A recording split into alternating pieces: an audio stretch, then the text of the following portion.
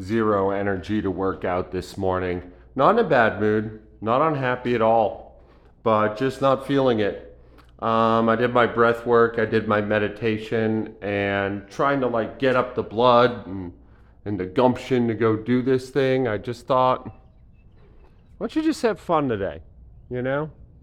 Like, do your burpees, squat your minimum, but just have some fun and see if that helps.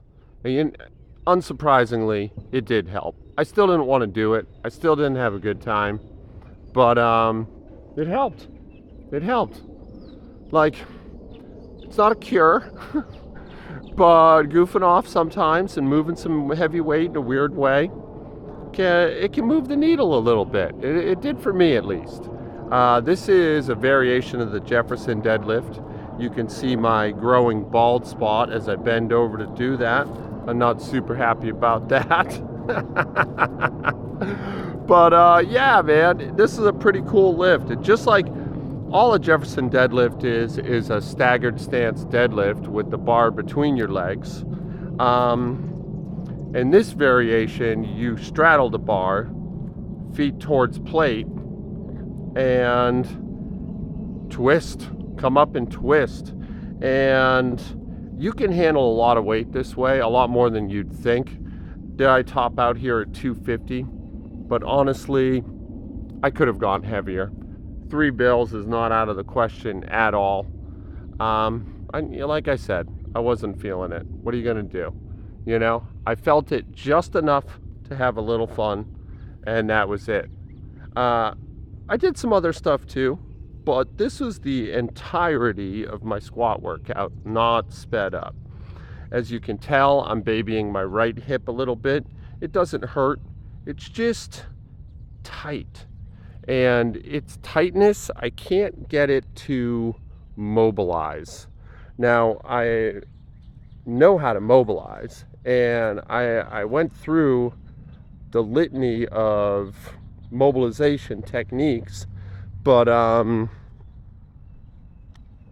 well, I don't know. That's when pain was threatened, you know? I started to feel some really sharp, really interesting sensations, and they probably could have been negotiated with. I probably could have done a little digging and unearthed something and gotten some good work done on that. But like I said, man, I didn't want to. I didn't want to at all. I, I, I really don't have the time today. I have my kids. We're gonna go play all day, so that's great news. But also, I just didn't have the motivation. I just didn't have that. Like, I did a little feeling around. I got some interesting signals, and I was like, well, I'm not fooling with that right now. You can see me kind of investigating with some nerve gliding right here. And yeah, interestingly, in the right hip, it was when I glided the left leg that the right hip was sending me these signals. And I'm like, okay, that's new. When I did the right side, nothing. Just regular movement. I mean, that's not a very challenging angle for me, so it's not surprising that I wasn't really feeling much. But like I said, there's no pain.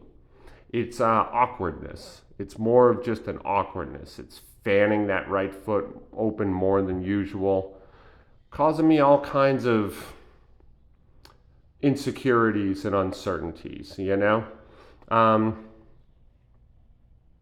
And yeah, like, isn't that life for you, right? What is it? Pain, uncertainty, and constant work, right? Those are the taxes we pay for our life. To have the privilege of this life, we must endure sometimes just pain for pain's sake. And that wasn't the case for me today, but pain deriving from the other two as well. Uncertainty, just whatever random nonsense life decides to throw at you, and work. Both work imposed on you, work you want to do, work you have to do to survive. And we pay those taxes. And how do we deal with that burden? How do we deal with that load? Well, one of the ways I like to is I figure out interesting, fun, novel ways to put that burden on myself. Almost as though I'm saying, hey, universe, you don't have to do this today. I got it covered. and I know that the universe, or I feel at least the universe, doesn't communicate with us lowly humans like that. It's not interested in messages I'm sending in its direction, nor is it following for any of my sleight of hand, where it's like, oh, I was going to heap a car accident on Joe today, but he's doing Jefferson deadlifts, so I guess I'll let him slide. Like, I'm pretty confident it doesn't work that way, but I do think that it kind of banks some resilience for you, you know?